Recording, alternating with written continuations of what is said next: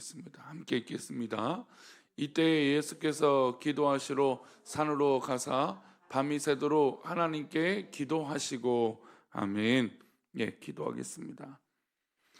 하나님, 오늘도 어디든지 주와 함께 걸어가며 또 살아가며 주님의 은혜 속에 사는 우리들이 되게 도와주옵소서. 그런 마음으로, 그런 믿음으로 이 새벽에 모였습니다. 우리 기도하는 믿음의 백성들을 더욱더 굳건하게 세워주시고 주님의 놀라우신 은혜로 함께하여 주시옵소서. 어디든지 주님 따라 주를 의지하며 살아가는 우리 귀한 믿음의 성도들 되도록 인도하여 주옵소서. 이 시간 1,000번째로 드려진 예물들이 있습니다. 범사에 감사하여 드려진 예물을 기뻐 받아 주옵시고 말씀을 나눌 때에 주님 우리와 함께하여 주시옵소서. 감사하고 거룩하신 예수 그리스도 이름으로 기도 올리옵나이다. 아멘.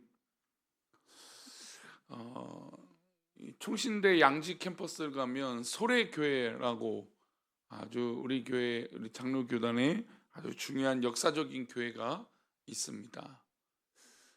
근데 이 교회의 특징은 저도 이제 한번 가서 기도한 적은 있는데 자주는 아니지만 뭐 밤마다 이게 기도하는 신학생들이 있었어요. 막 뜨겁게 기도하고 또 하나님께 부르짖는 사람들이 있었죠. 장신대 이제 광나루에 있는 장신대 가면 기도탑이라고 하는 것이 있어요. 예, 수많은 신학생들이 기도하고 하나님 앞에 부르짖었던 그런 과정들, 그런 모습들. 또 우리 한국 교회의 특징하면 뭐가 기억에 남는 단어이냐면 바로 기도원일 겁니다. 지금은 이제 기도원의 숫자들이 많이 줄어들고 지금은 이제 그것이 수양원이라든지 수련원 같은 곳 아니면 이제 성도들과 함께 교제할 수 있는 수련의 장소로 이제 탈바꿈들을 많이 했습니다. 근데 우리 한국 교회의 특징은 뭐니 해도 뭐였습니까? 기도원이었죠. 어떤 일이 있으면 기도원에 가서 하나님께 눈물로 부르짖고, 저도 뭐 가장 은혜 받았던 또 그래서 목사의 꿈을 꾸고 하나님 앞에 서원 기도했던 것이 기도원이었습니다. 기도원에 가서 하나님께 부르짖고 또 하나님께 그렇게 되겠노라고 다짐하고 또 그런 삶을 결심했던 것 같습니다. 물론 지금은 이제 어떤 이 기도원의 어떤 그런 문제점들, 또 꼭 기도원만 가서 기도하는 것이 좋은 게 아니라 지금 우리가 여기 있는 교회에서 열심히 기도하는 것도 굉장히 중요하다. 이제 좀 문화적으로 좀 바뀐 것 같아요. 그렇죠?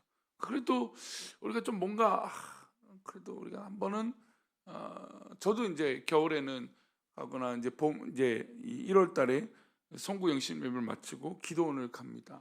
두 번의 기도원을 가게 되면 무엇보다 성도들이 기도 제목을 가지고 열심히 기도하고 또 연말에는 내년을 준비하며 어떻게 하나님 앞에 살아야 할까라고 하는 기도 시간을 갖게 됩니다. 다음 주에도 우리 교육자들, 우리 부목사님 두 분은 기도원을 가게 되죠. 기도원을 가면 좀 뭔가 이 색다른 이 결심과 다짐과 어떤 뭐 그런 것들이 분명히 있습니다. 그런 기도들이 쌓여 있을 때, 또 기도를 할 때 또 하나님께서 특별하게 역사해 주시는 어떤 이 기도의 시간들이 분명 있는 것 같습니다. 우리가 아무래도 중요한 일을 앞두고 뭔가 결심하고 생각할 때 우리는 당연히 무엇을 해야 될까요? 기도하죠. 하나님 아버지의 뜻을 구합니다. 하나님의 뜻이 정말 이루어지기를 위하여 기도하죠. 어제 이제 잠시 그 TV 프로 보다가 어떤 분이 내려놓는다는 말을 쓰더라고요. 근데 저는 그 내려놓는다는 말이 맞지 않다라고 생각이 들었어요. 그러니까 뭐 우리가 이제 신앙적으로도 내려놓는다는 말을 많이 쓰잖아요. 내가 내려놓습니다. 그러니까 내려놓는다라는 건 이 분명한 뜻을 잘 모르는 것 같아요. 내려놓는다는 것은 결국엔 내 뜻대로 되겠다라는 게 아니잖아요, 그렇죠? 하나님 뜻대로 되겠다라는 거예요. 하나님 뜻을 맡기고 우리가 내려놓는 거죠. 그러니까 나 자신을 내려놓는 게 내려놓는 거예요. 근데 그분은 내려놓는다고 하면서 막 치열하게, 아니면 이제 세상 사람들은 술에 의지하고, 그러니까 술을 의지하는 게 내려놓는 게 아니잖아요. 그렇죠? 자신의 성격을 뭐 끝까지 붙들고 있으면서 그걸 또 내려놓는 게 아니죠. 내려놓는 건 신앙적으로 볼 때는 하나님 앞에 철저하게 내려놔야 돼요. 내려놓고 기도하는 것이죠. 하나님 뜻을 맡기는 거죠. 그리고 더욱더 중요한 건 그 모든 순간에 누구의 뜻이 이루어지는 게 내려놓는 거예요? 하나님의 뜻이 이루어지기 위해서 내려놓는 거예요. 그러니까 성도들도 어떤 불편한 상황이 벌어지면 아유 제가 내려놔야죠, 이런 말을 많이 합니다. 실제로 많이 쓰죠. 근데 그거는 그냥 내가 화가 나지만 잠깐 참습니다라고 하는 뜻으로밖에 안 들려요. 그러니까 진짜 내려놓는다는 건 뭐 어떤 일을 중지한다는 게 내려놓는 게 아니에요. 정말 하나님의 뜻을 맡기는 거죠. 오늘 본문에서도 예수님이 중요한 일을 앞두고 기도하십니다. 근데 우리가 예수님의 생애 중에 위대하고 중요한 기도를 어떤 기도라고 말합니까? 겟세마네 언덕의 기도라고 얘기하죠. 예수님이 잡히시기 전날 밤에 제자들과 사랑하는 제자 베드로와 요한과 함께 올라가신 그 기도, 그 놀라운 시간들, 땀방울이 뭘로 변할 정도로요? 핏방울이 될 정도의 어떤 그런 노력, 그 헌신적인 기도를 상징하고 기억하고 있어요.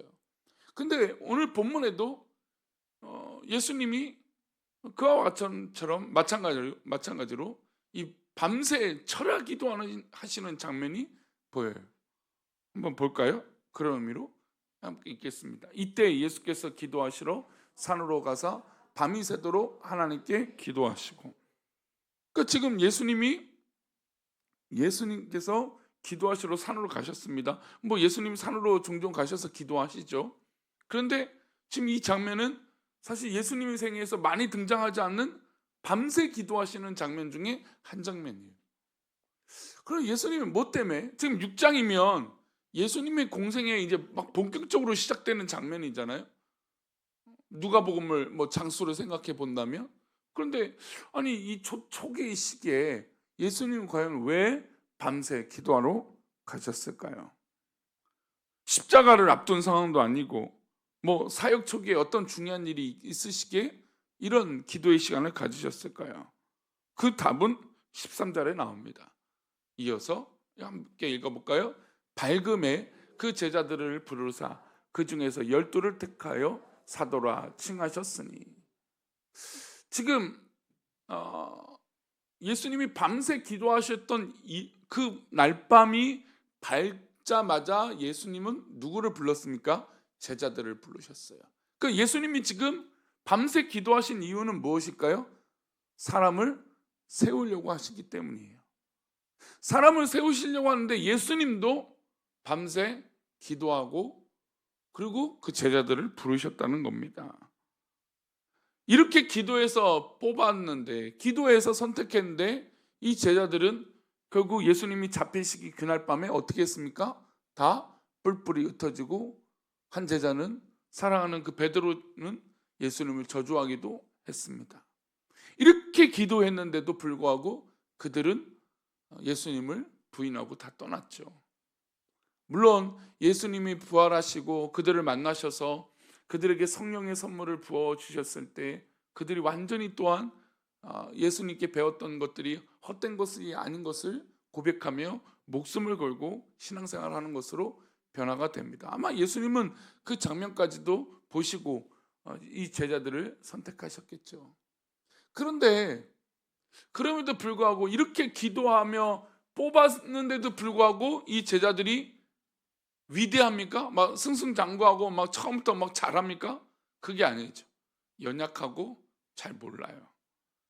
우리도 하나님 앞에 일꾼으로 부르심을 받고 하나님 앞에 쓰임받는 종으로 또 사역하고 하나님 앞에 어떤 이 역할들과 봉사자로 살아가는데, 우리가 뭐 처음부터 막 대단하게 잘하거나 그렇지 않죠. 물론 평소에 우리가 잘했기 때문에 뭐 직분도 받습니다. 우리가 12월 둘째 주에 임직 투표를 하려고 하는데 저는 막 지금도 떨려요. 임직 투표하면 너나 할 것 없이 시험 들거나 뭔가 과정이 있거든요. 뭐가 일들이 생겨요. 뭐 사실 그게 우리 교회뿐만 아니죠. 뭐 모든 교회들을 보면 그런 일들이 종종 있습니다. 왜 그럴까? 왜 그럴까? 근데 처음에 나눴던 그 이야기가 정말 마음에 와닿아요. 내려놓는다. 하나님 앞에 쓰임 받기 위해서 내가 직분자가 되었다. 그 하나님 앞에 더 충성된 종이 되는 거잖아요.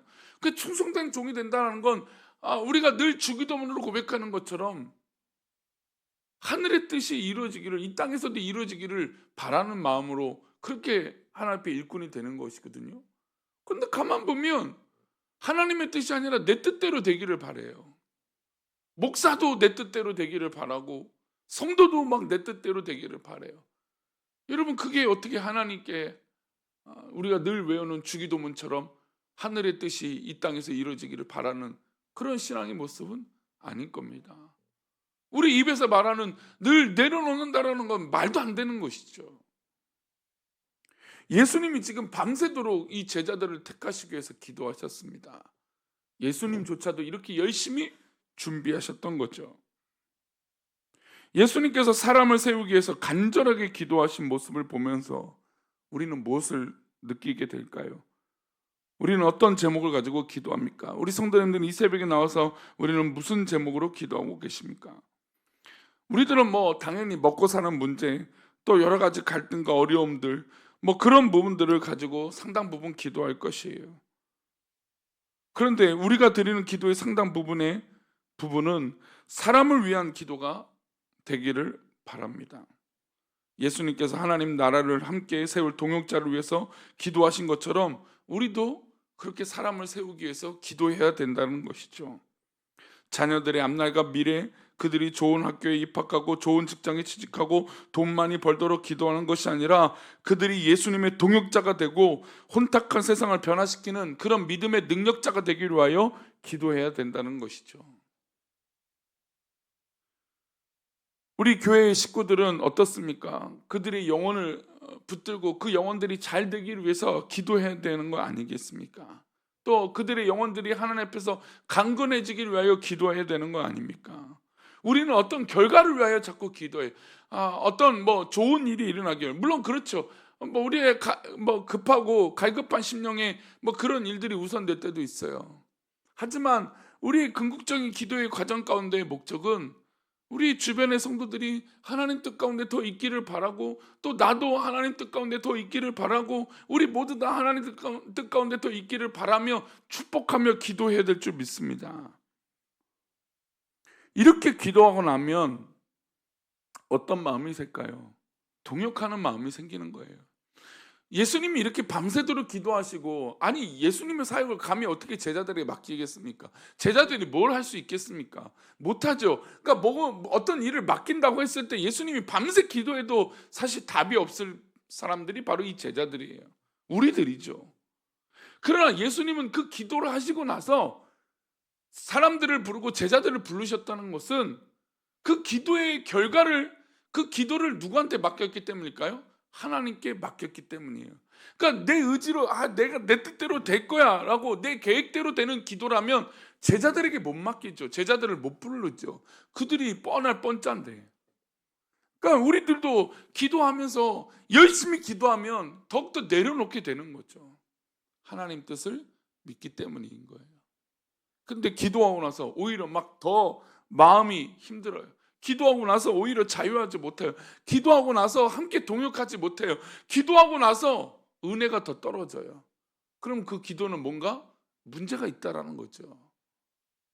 사람을 세우지 못하고, 함께하지 못하고, 동역하지 못하고, 은혜를 나누지 못하고, 함께 교회를 이루지 못하고, 여러분 그렇다면 그 기도의 이 과정 자체가 문제가 있다라는 것이죠.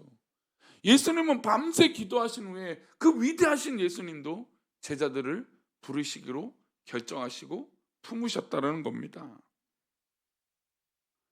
지금 우리나라 이민족은, 우리 한국교회 현실은 정말 탄식이 나올 수밖에 없습니다. 그러나 우리가 문제가 있다고 해서 언제까지 탄식만 하고 있겠습니까? 탄식하고 걱정할 시간에 우리는 뭘 해야 될까요? 진짜 기도해야 됩니다. 지금 자라나는 영혼들이 훗날 정말 교회의 미래가 되고 교회를 변화시키고 민족을 변화시켜야 되는 거 아닙니까? 제가 수요 설교 때마다 한 2주에 한 번씩 꼭 그 우리나라의 일제 압제 때나 좀 이 격변의 시기 때에 하나님 앞에 헌신했던 믿음의 사람들을 한 분씩 소개합니다. 근데 그분들의 삶을 보면 얼마나 처절합니까? 이 일제 압제 때 그 얼마나 처절하게 신앙생활을 합니까? 근데 그들의 결론은 처음부터 끝까지 나를 위한 게 아니라 이 나라의 이민족과 또 이 나라의 민족을 사랑하시는 하나님과 또 이 나라의 민족이 어떻게든 믿음의 백성들이 되기를 위하여 그렇게 서 있는 모습들을 보게 돼요. 그 뜨거운 기도와 죽음을 각오한 기도들이 그렇다라는 거예요. 근데 지금 한국교회 기도는 결국 기도의 안목이라는 게 있잖아요. 우리 기도에 내다보는 이 안목이 바로 코앞밖에 없어요. 눈앞에 바로 펼쳐진 일밖에 없어요. 우리 사랑하는 우리 교회가 또 한 해가 지났습니다. 지난주 추수감사절을 보내면서 얼마나 기특하고 감사한지 몰라요. 하나님께서도 그런 마음을 갖고 계시겠죠. 그렇다면 우리의 영적인 안목도 변화돼야 됩니다. 그저 내 삶이 감사했던 요 1차원적인 감사에서 이제 미래를 내다보는 깊은 감사가 넘쳐나야 돼요. 우리 교회가 그런 교회가 되고 우리 성도들이 그런 성도들이 되고 그저 누가 나를 그냥 콕 찌르면 반응하는 그게 아니라 넓게 깊게 하나님의 뜻을 구하고 하나님의 사랑이 펼쳐지고 하나님의 뜻이 이루어지는 그것을 기대하고 나아가는 그런 믿음의 모습이 필요하다는 것이죠. 오늘 우리의 기도로 사람이 세워지기를 바랍니다. 오늘 우리의 기도로 우리 교회가 세워지기를 바랍니다.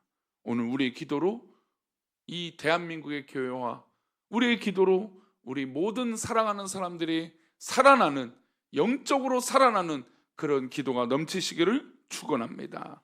기도합니다. 하나님, 오늘 하루도 주님의 은혜 가운데 있기를 원합니다.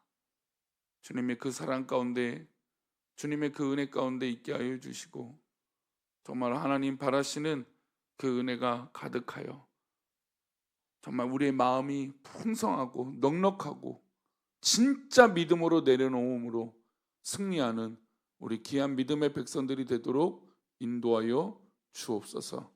우리 귀한 성도들이 오늘 하루도 그렇게 승리하며 하나님의 은혜를 마음껏 누리기를 소망하고 거룩하신 예수 그리스도 이름으로 기도 올렵나이다. 아멘.